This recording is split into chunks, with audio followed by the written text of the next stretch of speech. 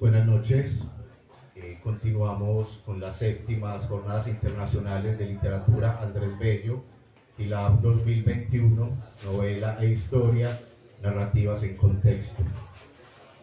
Vamos a proceder con la última charla del día de hoy. Estamos con Juan Álvarez, nacido en Neiva, quien es maestro en escritura creativa de la Universidad de Texas en El Paso y doctor en estudios culturales de la Universidad de Columbia en Nueva York.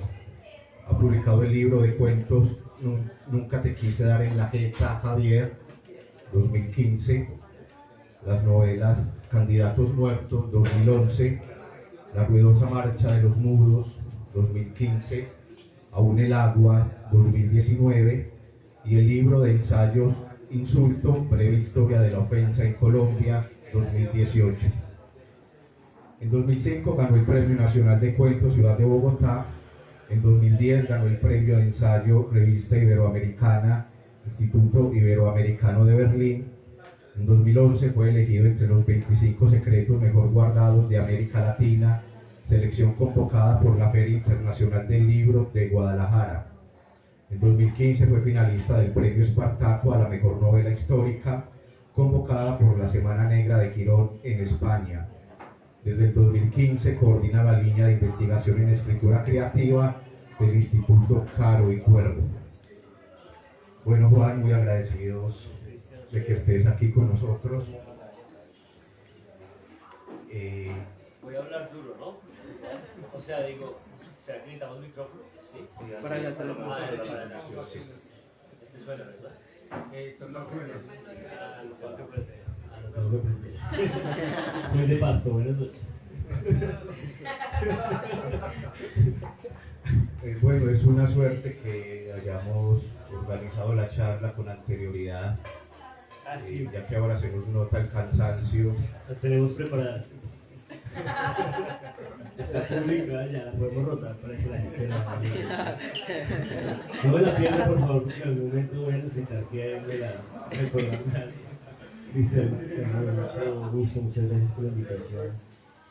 No puedo creer este café tan bonito, que está lleno de gente, siendo feliz y disfrutando. Gracias, buenas noches. Muchachos, es una camioneta que está acá gris parqueada diagonal. ¿Es de alguno de ustedes? No. Buenas noches, Medellín. Bello, ya sé. Ahí me perdonarán.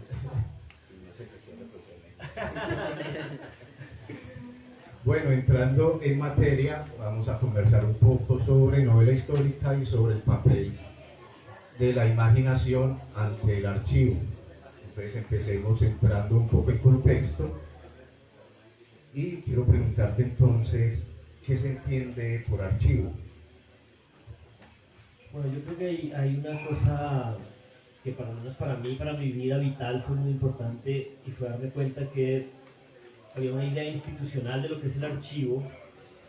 Son estas cosas que hemos invertido dinero, instituciones, sociedad en consignar, ¿no? Consignar cosas.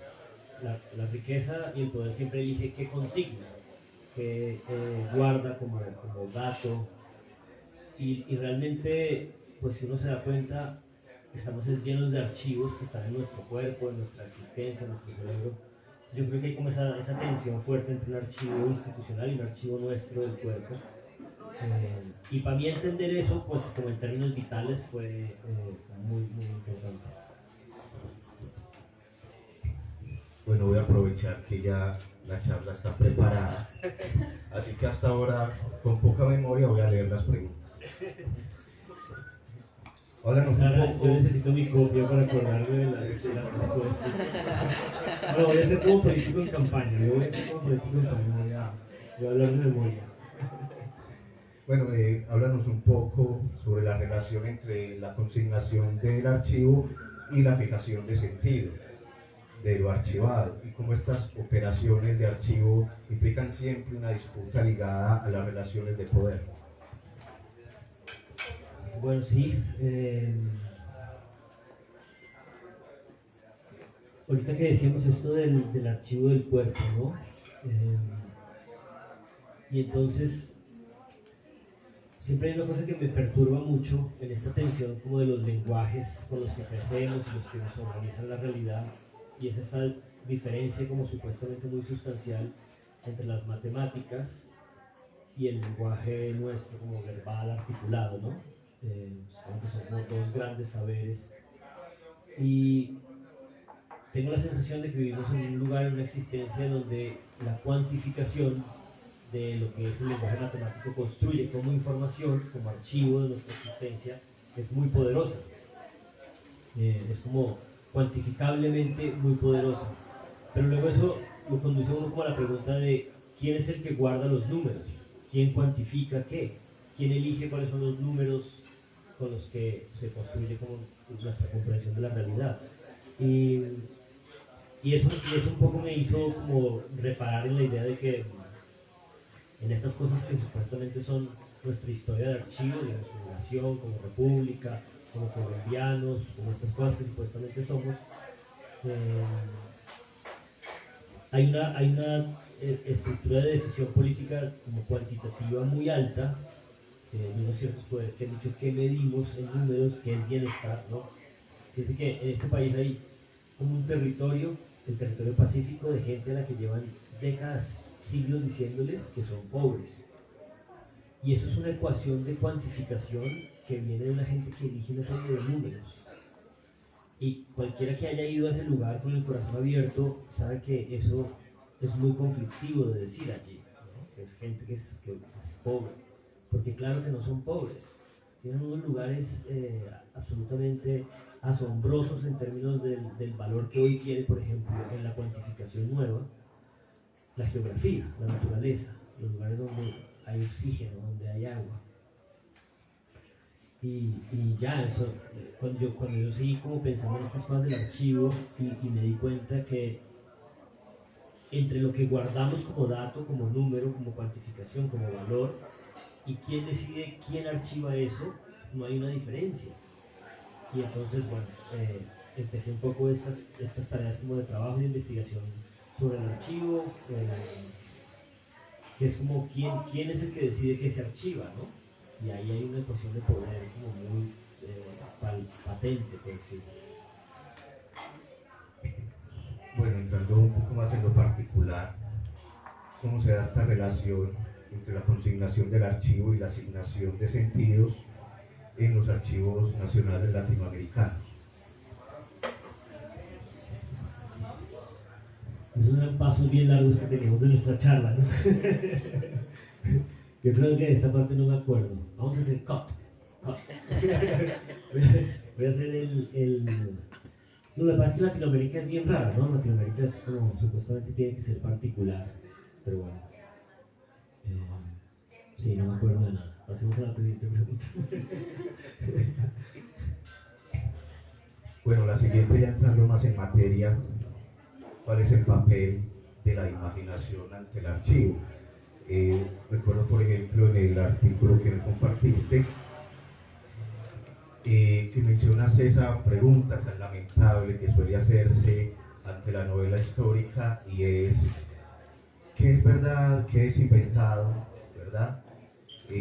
Como si el papel de la imaginación fuera simplemente el de relleno, llenar un hueco ahí donde no hay archivo. Entonces, ¿cuál es realmente o debe ser el papel de la imaginación ante el archivo? Sí. No, exacto, creo que hemos llegado al lugar núcleo de lo que podemos venir a contarles a ustedes, al meollo. Me alegra haberme saltado la pregunta anterior porque quiere decir que llegamos más rápido al meollo. Sí, yo en estas cosas que les contaba antes, que parecían ahí como medio como reflexivas, filosóficas, pero también como apasionadas políticamente, eran como todos los pasos previos como para entender como una ecuación estética, ¿no? Como la ecuación de una práctica artística que ya en algún punto iba a tener que actuar, ¿no?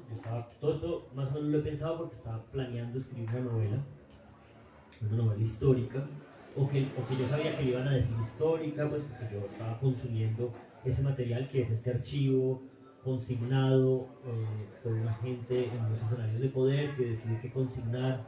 Cuando nosotros vemos lo que es el archivo de la independencia de Colombia, pues son edictos, cartas, bandos, como toda esta información que iba produciendo gente, ¿no? En unos escenarios de poder que iba diciendo, bueno, esto poco a poco es un escenario político diferente a la monarquía española, y esta gente pues produjo un montón de documentos y de relatos, y yo estaba consumiendo esa información, y era muy evidente que pues hay un universo real detrás de eso, absolutamente no consignado, vacío de archivo. O sea, realmente no tenemos un archivo, por ejemplo, de la gente, de las clases populares en las ciudades capitales de América Latina que estaban en la transición. Hay excepciones, hay sujetos excepcionales, hay una cierta información, pero es un vacío de archivo porque nadie se preocupó por consignarlo, ¿no? Que es esa relación con el poder. Y me parece que la gente suponía de manera muy simple que lo que hace la imaginación es rellenar, inventarse esas cosas que no están consignadas. Y sí, claro, hay algo de eso, pero ese no es el único problema, porque el problema es que lo que la imaginación también tendría que hacer es decir, bueno, ese archivo que existe de estas cartas, de estos próceres, de estos bandos, de esta gente letrada, de estos criollos que tenían un capital acumulado y que eran gente pudiente y que querían ascender a ciertos lugares que no les permitían ascender. Era una transacción política muy moderna y por eso hubo muy poca sangre en la primera independencia de toda América Latina.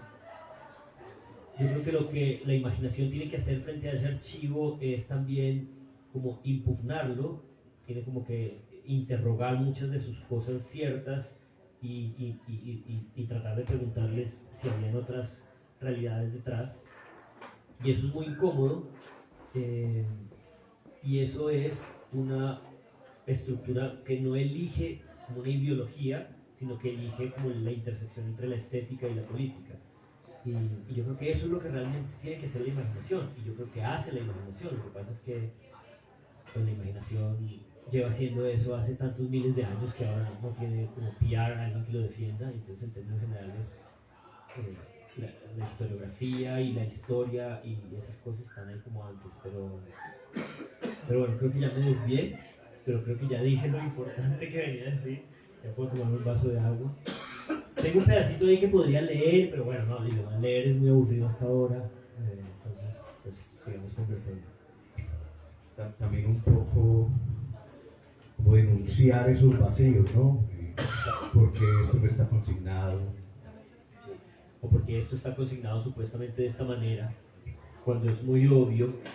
Hay una cosa que pasa aquí, pues que pasa, perdón por decir aquí, pero que pasa en Bogotá, en Santa Fe de Bogotá, en la capital de Granada, y es que cuando la gente se calienta, van y presionan al virrey, van y presionan a los oidores, van y presionan a toda esta administración de poder en la ciudad, y les dicen,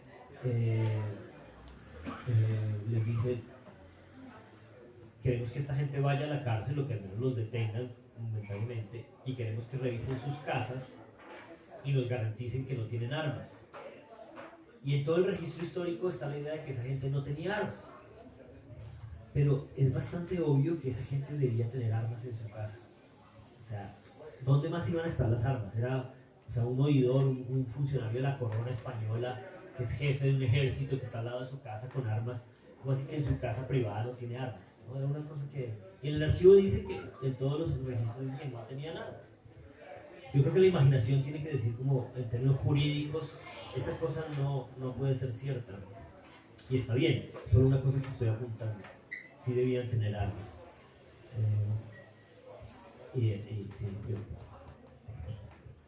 A propósito de eso, dices en inventar el archivo que la imaginación te asigna, y bueno, quedé como con la duda de qué quieres decir con eso. Sí. No, es una pregunta gigantesca, académica, muy buena, que habíamos planeado. Yo supongo que ya no estoy en un estado mental suficiente para precisar qué quería decir con desasignación. se me ocurría, recuerdo porque lo tengo aquí en mi nota, o sea, en mi nota sí puedo leer, que es un problema como de la metáfora química. Y es que, voy a tratar de ser rápido porque para eso son las metáforas. Cuando uno evalúa, juzga una piedra, una cosa como que está ahí, ¿no? Las amonitas, ¿no? Como esa cosa fósil, ¿no? De la monita, ¿no? ¿Cómo es? Que está como impreso en la piedra, que ahí hubo como un caparazón o una cosa viva, pero ya no está la materia, ¿no? Pero está la impresión del fósil, ¿no? Yo lo que pensaba es que el fósil es una piedra, y realmente lo que pasa con una piedra es que uno a esa piedra tiene que tocarla con un montón de sustancias químicas para que la piedra reaccione y te dé una información. Eso es como lo que hace la arqueología, lo que hace la metáfora. Y yo creo que la imaginación es como esa proteína que permite esa operación. Porque en el fondo, o sea, tú vas con la imaginación al archivo a preguntarte, pero puede ser cierto que estos hijos de puta, oidores, virreyes, agregados, la gente que cobraba los impuestos, esta élite que administraba el poder de la colonia, no tuviera armas o si tuviera armas en su casa, y lo que la imaginación hace es como en esa piedra de consignación, de archivo, de realidad, de materialidad construida, tocan unos lugares para entender otras cosas, para asociar cosas diferentes, para fabricar hipótesis. Y bueno, ¿no? Eso es como una cosa que yo descubrí como en mi búsqueda estética y me hizo muy, muy feliz. Porque yo empecé a leer todas esas cosas de esa gente de hace 2 siglos de otra manera, ¿no? Empecé a leerlo como una cosa viva y creo que me pude dar una aventura y un placer de entrar con esa ecuación química, ¿no? Que va tocando cosas y las va como volviendo a vivir, ¿no? Las va volviendo a decir una información de vida o de lo que fue su pasado, de lo que puede ser su futuro. Es una piedra, es un fósil, pero tiene unas reacciones químicas. Y la imaginación es como esa capacidad química de tocar cosas y volverlas a ser vivas. Y bueno, para eso están las obras de arte. Y yo quería hacer una obra de arte, pero tenía que pasar por toda esta idea como de entender algo para tocar una piedra de esas, porque yo al final, quizás en nuestro plan estaba hablar de eso, pero me voy a adelantar. Escribí una novelita histórica que se llama La ruidosa marcha de los mudos, y la recomiendo a todos ustedes muchísimo. Como buen antioqueño de alma, vengo a ofrecérselas honestamente para que la compren ahora que es Navidad, y 2 por 1, pero hasta el 2 por 1 llego. La segunda cosa del 2 por 1 es una cosa que todavía no pueden saber qué es. Y ya, sí, yo creo que desasigna porque toca en la ecuación química, toca las cosas y les quita y se despega de ellas, ¿no? Se despega de ellas y las observa. Más adelante, en ese mismo artículo, Inventar el archivo, hablas del giro auditivo. Quisiera que nos hables un poco de eso, en qué consiste y qué puede aportar a la lectura creativa del archivo, sobre todo el archivo histórico, que es el que estamos tratando. Bueno, hay una cosa que yo en mi caminito ahí de lecturas me encontré cuando estaba pensando en una investigación parecida, pero no igual, sobre cómo uno normalmente va al archivo y va buscando cosas textuales. O sea, uno va buscando, ¿no? Fíjense lo que yo listé antes, ¿no? Listé como cartas, listé bandos, o sea, cosas que uno supone que alguien escribió, porque el escribir es como esta tecnología del poder. Entonces uno va al archivo buscando cosas consignadas, una operación de letrada, verbal, articulada de nuestra lengua. Y cuando uno lee el archivo así, yo creo que se le desaparece una dimensión que yo entendí a través como de estos teóricos gringos que hablan del giro auditivo, que es como pasar los ojos, pasar la cabeza, el cuerpo por ese archivo de lectura, pero no solamente leer eso que las palabras están como explícitamente diciendo, sino como una temperatura, como un aura. Por eso hablan como de que es como un problema aural. Ya parezco un místico, acabo de oírme como un puto místico. Perdón, fumé marihuana antes de venir acá.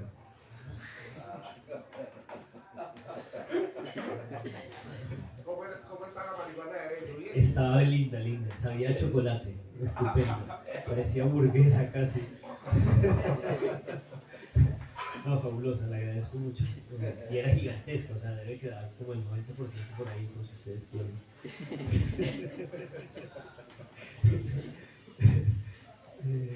Sí, bueno, ya deberíamos es conversar todos y yo no contestar las preguntas, ¿les parece? ¿Ya estuvo bien de conferencia o está suficientemente divertido para seguir? Yo creo que ya está muy aburrida. Yo estoy aburridísimo conmigo mismo. Pero si ustedes están divertidos, seguimos la conferencia o si no, conversamos. Que se pronuncie el pueblo. Entonces, ¿qué tal si nos compartes un fragmento de la ruidosa marcha de los Ah, muros? bueno, le damos un pedacito. Sí. No, yo no tengo. Ah, perdón. Sí, le damos un buen pedazo de la ruidosa, eso me parece fantástico. Eso casi que me dio dar ganas de tomar más agua. Ustedes todos viven por acá. Estamos cerca. Ese café es espectacular, ¿no? Súper lindo, ese patio allá atrás. Muy guapo.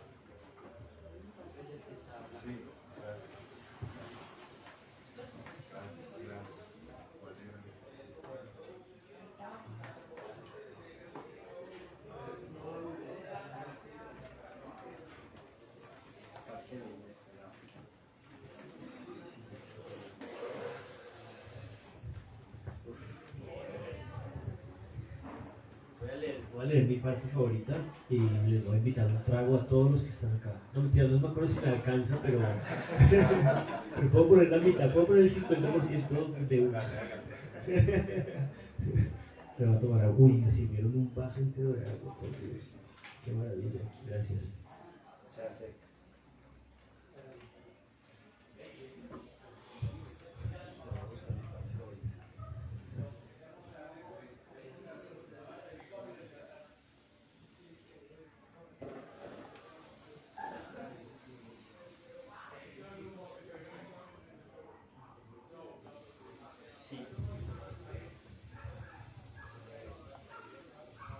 Este es como el principio de la novela. Este señor José María Caballero es un tipo que existió en el archivo. Él se ocupó de producir su propia textualidad para poder existir, o sea, es una cosa asombrosa. Parece que en el siglo XVIII, XVII, la gente humilde, que no tenía necesariamente fácil acceso a formarse intelectualmente, a aprender a leer y escribir, ¿no? O sea, siglos y siglos de historia política, la gente no sabía leer y escribir, a nadie le interesaba que ellos supieran leer y escribir. Los que hacían como una cosa autodidacta y se montaban ellos mismos como la lógica de aprender y de consignar y de leer y de escribir, llevaban diarios de sus lecturas, siglo XVII, siglo XVIII. Y ese señor es un tipo que en Santa Fe, Bogotá, empieza a tratar de aprender a leer, a consignar cosas en un diario, y el tiempo empieza a pasar y las cosas empiezan a apretarse, la realidad empieza a ser distinta, empieza a haber una revolución, y él empieza a consignar todo lo que ve más o menos desde 1700 y pico, y empieza a intensificarlo. 1800, ¿cuál viene antes? 1804, 5, hasta 1810, y empieza a consignar una revolución, y es un texto asombroso. Yo lo descubrí, me enloquecí y quise escribir una novela sobre él, robándomele básicamente como la plasticidad sintáctica que yo interpretaba. Entonces, pues una novela ahí como escrita en una sintaxis que quiere ser pues un robo de esa misma existencia de ese señor. Ese señor no le pasó, no se sabe si le pasó todo lo que yo me inventé que le pasó. Eso ya sí me lo inventé yo. Bueno, entonces ese señor existió, fue un lugarteniente aparentemente de Nariño, pero antes había sido pues como portador de vidrio, servía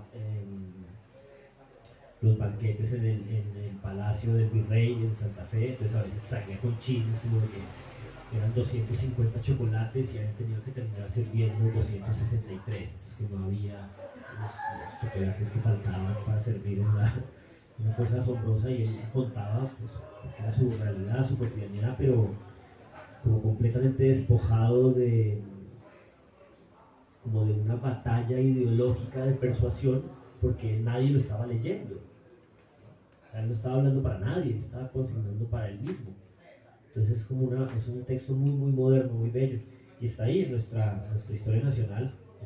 Es un texto, se llama El Diario de la Independencia, está publicado en el primer volumen del primer enciclopedia, de la primera Academia Colombiana de Historia de la Lengua, publicado en 1914, y el manuscrito, o sea, la materialidad del texto no se sabe dónde está todavía.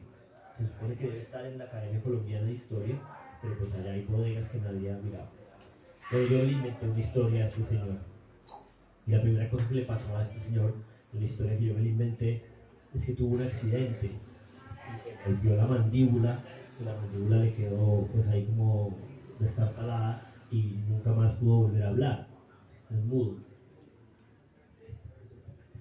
José María Caballero Llanos no entró en el corazón de neogranadinos ilustres por decir su mente, tampoco por callársela. Fue más simple. Su cara propia, esa que en los buenos casos leían de saber escuchar, no tenía otra. En lo que era hablar, la mandíbula se le había puesto tiesa a los 8 años, después que lo aventó al suelo una burra en uno de los cañones del camino a Choachí. Fuerte agarraba la tormenta de cordillera, al principio centellas que parecían pintura a distancia con los picos nublados, pero luego pronto el ruido iracundo de rayos malsanos encima de sus cabezas. El animal, con susto, recibió mal un tirón aquí de la rienda, se encabronó y sacudió hasta las pezuñas. El niño caballero dio un charco hondo del que lo sacaron inconsciente y con la quijada rota, atrancada en el barro. Acompañaba a don Mariano, su padre, que para ese año de 1773 le había metido ya 4 viajes corticos en mula, porque ayuda bendita era lo que el muchacho intuía del oficio de marchar mercancías. Ahí le salto un párrafo y ahí luego sigue este último cortico que ya les leo y les invito al 50% de un trago de todos los que estamos acá. 5 semanas mantuvo el niño caballero en cama. Lo limpiaron, le cosieron los rotos y le reacomodaron a sobaje el hueso quebrado de la mandíbula abultada en la parte inferior de la oreja derecha. Ni ahí chistó palabra, tieso nomás igual que carroña a la espera de gusanos. Un médico gachupín, al que el papá le transportaba libros que le enviaban a Cartagena desde La Habana, le trató la hinchazón con potajes y el entumecimiento con rutinas de masajes para carnes y tendones. Aunque el niño parecía muerto, funcionaban en sus órganos. Ruido le hacían las entrañas y era como el hacer mismo de la vida. Pasaba papillas y sopas, hacía del baño y respiraba ligero y lejos con la regularidad de las lluvias de abril. Todo lento entre gasas y ungüentos, pero vivo. Y bueno, se queda vivo y ahí nunca vuelve a hablar y vive la independencia de esta república. Y a propósito, quiero hacerte una pregunta sobre esta novela, tal vez un poco íntima. ¿Por qué una versión muda de José María Caballero? Yo creo que yo no me di cuenta cuando lo estaba montando, pues de que iba a poder ser como una metáfora como cómoda, fácil, ¿no? Como de la estructura, pueblo, no voz. Pero lo que pasa es que realmente, para mí, yo no me di cuenta de eso después, yo me di cuenta, para mí el clic fue que yo estaba buscando que este sujeto que tenía este libro maravilloso del que yo iba a robar su operación sintáctica y sobre todo iba a robar su sentimiento, porque el diario de Caballero, la cosa fuerte es que tiene allí al final de ese diario un sentimiento absolutamente contemporáneo de decepción civil. El man va a los ejércitos con Nariño, todo sale mal, ¿no? Arrestan a Nariño, se devuelven, empiezan las delaciones, viene la reconquista, empiezan a matar a estos manes, ¿no? O sea, empiezan a matar a sus jefes, ¿no? A esta gente ídola, ¿no? Al sabio Caldas, ¿no? Imagínense un ejército que llega y busca al científico, ¿no? Busca al científico revelado, ¿no? Que ayudaba en los armamentos, en la cosa de ingeniería para construir las armas. Van y los buscan y en 2 meses los despachan en juicios que no existen y los cuelgan o los fusilan delante de la gente. Paramilitares. Digamos, es la realidad del paramilitarismo. Y esta gente entonces empieza a huir, son sus soldados, empiezan a huir, y este man en ese proceso de huida, después de 10 años de que supuestamente iban a hacer la independencia y ya la habían logrado y duraron peleando entre todos ellos durante 10 años, entonces volvió el ejército español, este man en un momento dice, los nuestros propios son los peores. Man tiene unos papeles que escribe, los tiene que enterrar, está como muy desesperado, sabe que están ofreciendo una plata por determinados nombres de personas, y en algún momento gira y se decepciona como de su propio CV, de su propia experiencia política, y dice, los nuestros propios son los peores. Entonces ese sentimiento de decepción civil era como lo que yo tenía que contar, y contar eso era llevarlo a él a los 2 escenarios, el escenario de la calle y el escenario cercano a la gente, cercano a los poderosos. Y para llevarlo a los poderosos, yo entendí que si él era mudo, en los censos de esa época, lo sumaban como una persona idiota. A la gente que tenía algún tipo de retraso, o un problema en el cuerpo, o que no podían hablar, los llamaban idiotas. En el censo tenían un rubro para todos ellos, están los archivos. Entonces, en algún momento yo dije, este man lo van a despreciar tanto por ser mudo, por tener una discapacidad física, que van a pensar que es tonto y van a confiar cuando él esté ahí cerca. Entonces en la novela él realmente es mudo para poder ser como una especie de micrófono silencioso, no percibido, no reconocido en los espacios privados como de lo que podemos imaginar, ¿no? Que pueden haber sido esos espacios de negociación del poder de los criollos. Entonces realmente ser mudo también es una estrategia de la novela para poder estar en espacios privados.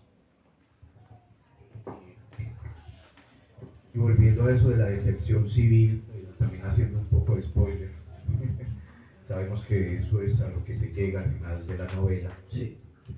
Tengo la impresión, y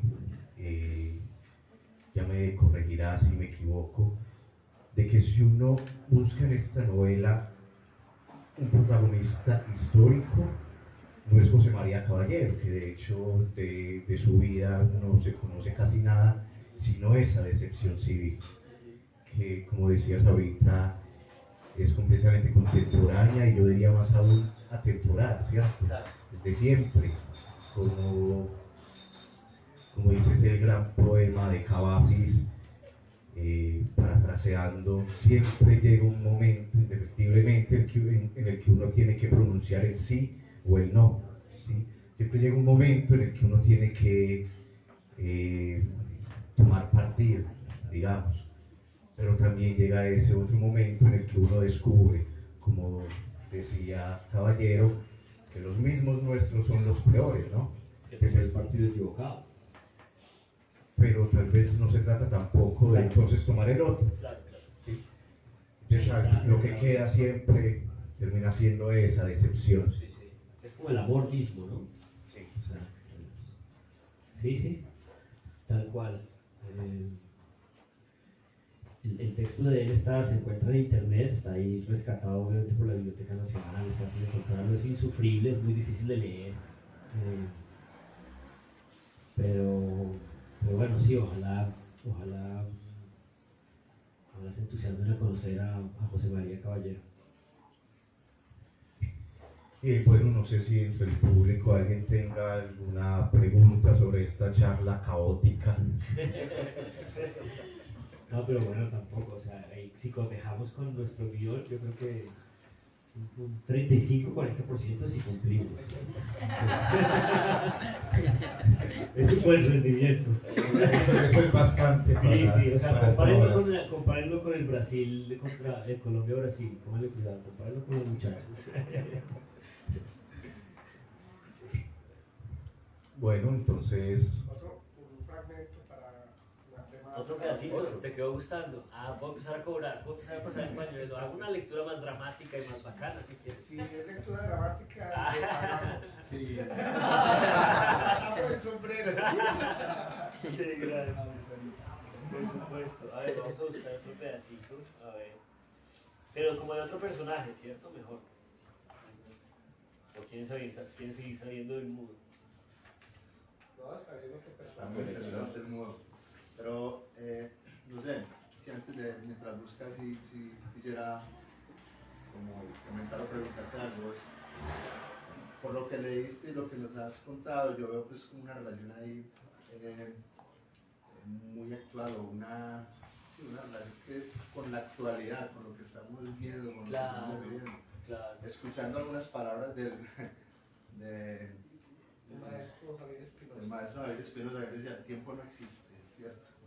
Y escucho esas palabras tuyas y el tiempo no nos ha pasado. Pues, Sí. noto que seguimos como con los mismos problemas de violencia. Te entiendo. Todavía seguimos en lo mismo. Sí, sí. No, mira, yo te entiendo muy bien. Yo creo que eso es una cosa que hace parte como del espectro como gordo y grueso de las metáforas. Pero luego uno pues también se tiene como que sentar y mirar con detenimiento, y por supuesto que la existencia nuestra hoy, 200 años después, no es igual, y no es igual a hace 300 años. O sea, claro que no. O sea, la materialidad de la existencia, las penurias que pasaban la gente hace 200, 300 años en estas tierras, pues, puta, la gente vivía en escenarios límite. O sea, no, yo creo que sí hay cosas que se han transformado y se viven transformando. Pero el problema en esencia persiste. Sí, digo, o sea, ¿cuál es el problema en esencia? O sea, claro que hay como unas cosas que estarse preguntando y unos poderes que estar negociando, pero yo sí creo que hay que honrar como la especificidad de cada tiempo, ¿no? Como los dolores específicos de cada tiempo. Y por ejemplo, o sea, nuestra realidad hoy en día con estos aparatos,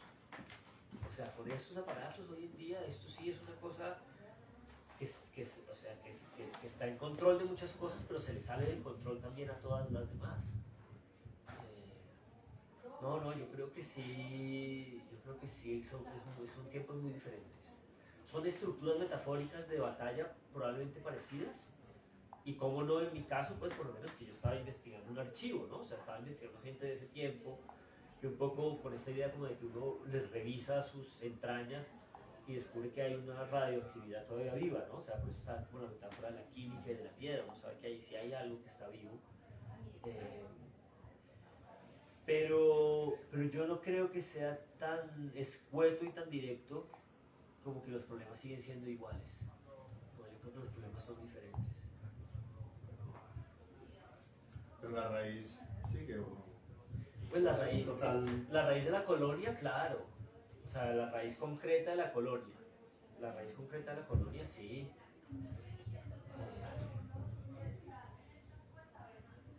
Pero bueno, sí, ¿no? Es un balance difícil, ¿no? También de opinar, pues, al final de cuentas. Sí.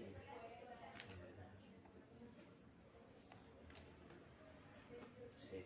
Ahí va a leer otro pedacito. Perdón, me quedé ahí yo.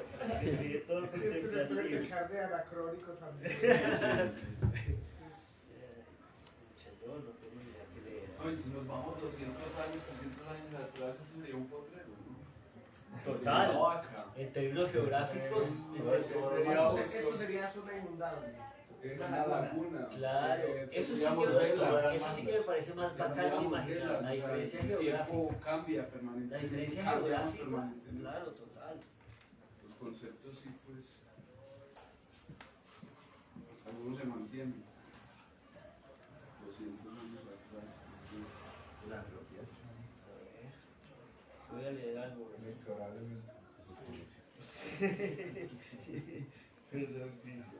No, pero sigan ahí charlando mientras yo cuento. No, porque ahora ya, o sea, ahora ya me dieron ganas, a lo bien, me dieron ganas de leerles algo bacano sentido, o sea, como lo que les acabo de leer, que es una escena que yo recordaba.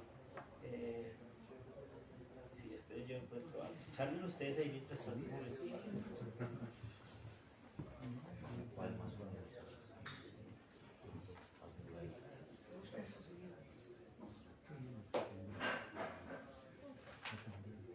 Sí, estoy absolutamente perdido. Tal vez quería leer algo de la Limpia Nicolás. Estoy perdido. Sí, por favor.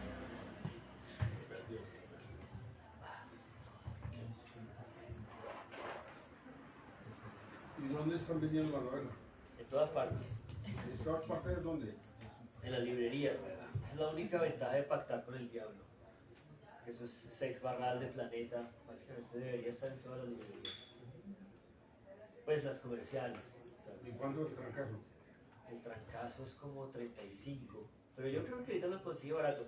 Ahí hay una edición más barata. El Planeta Lector para colegios, como el 22. Pero no tiene unas cosas grises que tiene esta. Esta tiene unas cosas de tinta gris. Que fueron como dificilísimos de convencer a los editores, porque son como las cosas que él escribe en su diario, el mudo escribe en su diario, y entonces en la escena vemos que lo escribe, entonces que es gris, y convencer a los editores para poner ese grisecito fue como todo. No, mentira, realmente me quejo mucho, realmente fue fácil. Uno se vuelve muy diva ahí, fue un par de correos electrónicos, pero es gris cuando él escribe, pues cuando él supuestamente consigne. También yo de pronto hubiera sido un poco reacio con ese gris tan claro, hubiera preferido de pronto. Claro, no es fácil. Es que yo odio,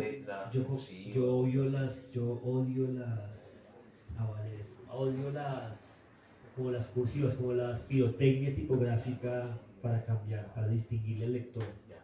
Que es una apuesta editorial complicada, pues porque obviamente es más. Bueno, esto es un pedacito, de hecho, que ahora que lo recuerdo, esto es un capítulo que se llama Quería ver Volcán. Sí, es este ahí como cerquita. Yo me acuerdo que, yo no sé si ustedes lo conocerán, seguro que sí, pero cuando yo me estaba armando para escribir esto, encontré un libro que se llama Al pie de la cordillera, de Ignacio Piedrahita, un man que es de esta tierra, de este valle de Aburrá. Es un geólogo, no sé si lo habrán leído o no, pero deberían leerlo. Puede que sea un burgués y no lo quieran leer, pero deberían darse, el tipo escribe una cosa sobre la cordillera de los Andes alucinante, tiene cosas muy bellas sobre los volcanes, y yo quería escribir esto sobre el volcán. Pues este man, como es un comerciante, va por las montañas en la burra y pues tiene mucho tiempo para contemplar todo. Entonces en algún momento se detiene en el volcán. Tanta palabra muerta hinchando la testa, la espalda antes recta con la que atravesó cada pedazo de reino aprendido de memoria, las otras tierras que nunca conoció, ya quién sabe si alguna vez. Ahora la joroba quebradiza y el golpe de calor en la nuca que dice cansancio. Tanto ya no poder figurar cuál es el riesgo, cuánto ya no poder medirle el pliegue a la desventura. Puro andar recto reciente, sin gusto de alzar la cabeza. Así arreaba y pensaba caballero en sus mulas firmes, los ojos nobles y el rebuzno resignado, parecido a su tormenta propia. Lo lejos que podrían ir juntos un día de voluntad, tal vez a la América del Norte, tierra que decían admiraba el trabajo del prójimo hecho con las manos y llamaba las cosas por su nombre. Crédito al crédito y no censo consignativo. Arrollaba su cacumen también, bueno, ahí está pensando en distintas cosas, Y entonces aquí dice, quería ver volcán, llegarle a la falda, dormirle ahí cerca, sentirle las entrañas y la materia líquida y gaseosa y el granito sólido, anhelar el espectáculo de un estallido. No era nada más capricho de poner distancia entre la marcha y la zozobra con que últimamente se vivía en la capital. Era pienso fijo cuando se acercaba a ese punto justo antes de terminar el descenso de la cordillera oriental. Decían que era la vida al revés, rocas incandescentes, cual ruido de truenos, pero provenientes de las entrañas de la tierra. Lo líquido que se condensa, lo antiguo milenario tieso que el tilda destrucción, el rojo, el violeta, el ocre vivo, el destello naranja en las noches activas, igual que antorchas pasajeras de gigantes, portento de la tierra violenta, testimonio de temperaturas subterráneas funestas. Ahí no solo en este fragmento, sino a lo largo de toda la novela, una palabra que me pareció muy curiosa, el pienso, para referirse al pensamiento. Sí. Esa la utiliza Caballero en el diario. Sí, la utilizan en el diario. Sí, Sí, se ve pues este lenguaje sí. Yo creo recordar que sí. lleno de arcaísmos, pues que al final termina siendo también muy actual. Sí. Sí, tenía que apostar como a la materia sintáctica, pues porque es como una manera de mostrar la piedra, pero no podía ser, pues no podía ser nada distinto, como una alteración, ¿no? Y un traer al futuro, claro, a nuestro presente, en términos lingüísticos. Y bueno, vamos cerrando entonces. Sí, muchas gracias, Cristian, muchas gracias por la invitación, felicitaciones por las jornadas. Cuando vi la programación no podía creer cuánta vibración e inteligencia ocurriendo, y este lugar está muy bello. Muchas gracias por recibirnos. Muchas gracias a ti por acompañarnos, a todos, al maestro Mandujano. Muchas gracias también a todos por la paciencia que nos han tenido esta noche. A Gabriela, Javier, Ecléctica, la chica de Ecléctica por abrirnos el espacio. Sí, muchas gracias a Ecléctica que bueno, nos salvaron estas charlas de la noche. Y nos vemos entonces mañana a las 11 a.m. en Piamonte con la presentación de la novela El sombrero del general de Yandey Marcelo Solvillerti. Muy buenas noches a todos.